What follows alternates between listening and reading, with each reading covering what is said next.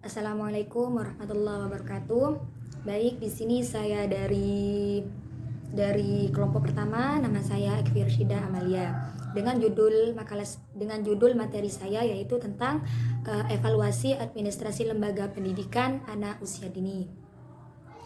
Baik, di sini saya akan menjelaskan tentang pengertian dari administrasi terlebih dahulu. Jadi ada beberapa tokoh yang mengatakan pendapatnya tentang administrasi ini.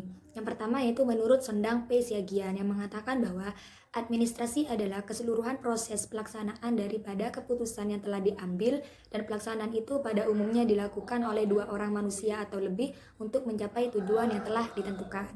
Kemudian yang kedua yaitu menurut Delienggi mengatakan bahwa administrasi adalah segenap rangkaian kegiatan penataan terhadap pekerjaan pokok yang dilaksanakan oleh sekelompok orang dalam bekerja sama untuk mencapai tujuan tertentu. Kemudian ada Suhari Trisna. Dalam segi administrasi, sekolah mengatakan administrasi adalah keseluruhan proses penyelenggaraan dalam usaha kerjasama dan orang atau lebih dengan secara rasional untuk mencapai tujuan yang telah ditetapkan sebelumnya secara efisien.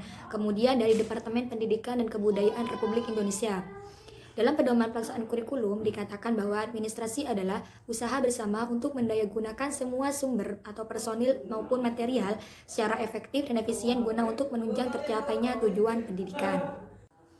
Kemudian juga ada Jam'an Satori yang menjelaskan tentang administrasi atau manajemen pendidikan ini, yang mana administrasi pendidikan dapat diartikan sebagai keseluruhan proses kerjasama dengan memanfaatkan semua sumber personil dan material yang tersedia dan sesuai untuk mencapai tujuan pendidikan yang telah ditetapkan secara efektif dan efisien.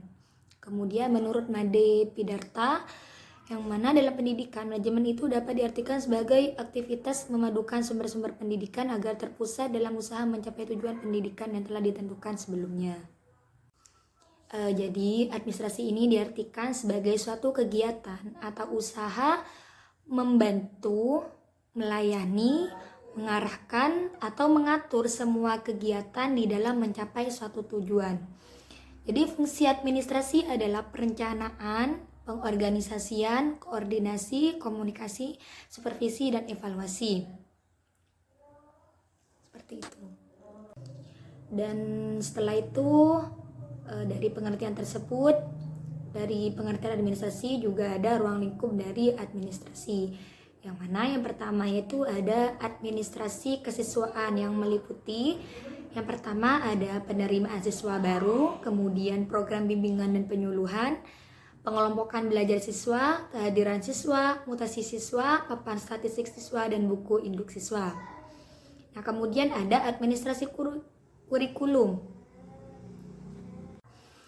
yang mana administrasi kurikulum ini meliputi yang pertama ada modifikasi kurikulum nasional sesuai dengan kemampuan awal dan karakteristik siswa. Yang kedua, menjabarkan kalender pendidikan. Ketiga, menyusun jadwal pelajaran dan pembagian tugas mengajar.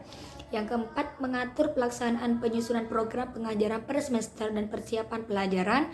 Kemudian mengatur pelaksanaan penyusunan program kurikuler dan ekstrakurikuler. Kemudian mengatur pelaksanaan penilaian, mengatur pelaksanaan kenaikan kelas, membuat laporan kemajuan belajar siswa, dan mengatur usaha perbaikan dan pengayaan.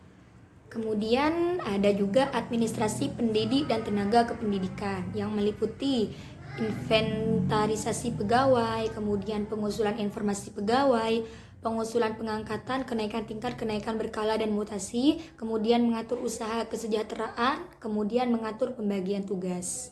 Terus kemudian juga ada administrasi sarana prasarana.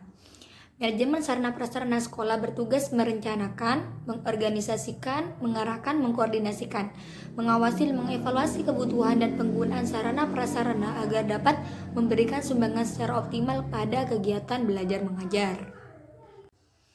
Kemudian ada administrasi keuangan atau bendahara, yang mana meliputi yang pertama ada autorisator, adalah pejabat yang diberi wewenang untuk mengambil tindakan yang mengakibatkan penerimaan dan pengeluaran anggaran. Kemudian yang kedua ada ordonatur, adalah pejabat yang berwenang melakukan pengujian dan memerintahkan pembayaran atas segala tindakan yang dilakukan berdasarkan otorisasi yang telah ditetapkan. Kemudian ada bendaharawan, adalah pejabat yang berwenang melakukan penerimaan, penyimpanan, dan pengeluaran uang serta diwajibkan membuat perhitungan dan pertanggungjawaban. Kemudian ada administrasi humas atau hubungan masyarakat. Untuk menarik simpati masyarakat agar mereka bersedia berpartisipasi memajukan sekolah, perlu dilakukan berbagai hal, antara lain dengan cara memberitahukan masyarakat mengenai program-program sekolah, baik program yang telah dilaksanakan, yang sedang dilaksanakan, maupun yang akan dilaksanakan, sehingga masyarakat mendapat gambaran yang jelas tentang sekolah yang bersangkutan tersebut. Jadi menurut pendapat saya sendiri mengenai pandangan beberapa tokoh tentang administrasi itu sendiri, yaitu mereka itu memiliki tujuan yang sama, yaitu untuk membentuk pendidikan yang berkualitas. Kemudian ada hal-hal yang perlu dievaluasi dalam sistem administrasi pendidikan yang ada di RA Miftahul Hasanah Gondosuli Pakuniran. Nah, apa saja hal-hal yang perlu dievaluasi? Yang pertama itu kurangnya penguasaan guru terhadap iptek. Jadi masih minim tentang cara penggunaan informasi dan teknologi. Jadi masih minimnya ilmu tentang ilmu teknologi dan informasi. Kemudian yang kedua yaitu ada sarana dan prasarana, seperti ruang gedung kelas yang masih kurang seperti itu. Terus juga permainan seperti APE itu masih dibilang perlu perhatian seperti itu, sarana dan prasarananya. Kemudian ada yang ketiga, profesionalitas guru. Terkadang kan guru PAUD, guru RA itu bidangnya yang tidak sesuai bidang, intinya tidak sesuai bidang mereka. Jadi tidak sesuai bidang kayak gitu. Jadi dalam proses mengajar kadang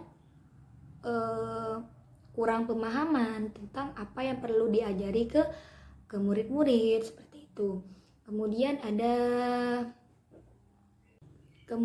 ada administrasi kurikulum, yang mana kegiatan administrasi kurikulum yang terpenting di sini disebutkan dua hal, yaitu sebagai berikut. Yang pertama itu kegiatan yang amat erat kaitannya dengan tugas guru. Yang kedua, kegiatan yang erat kaitannya dengan proses belajar mengajar.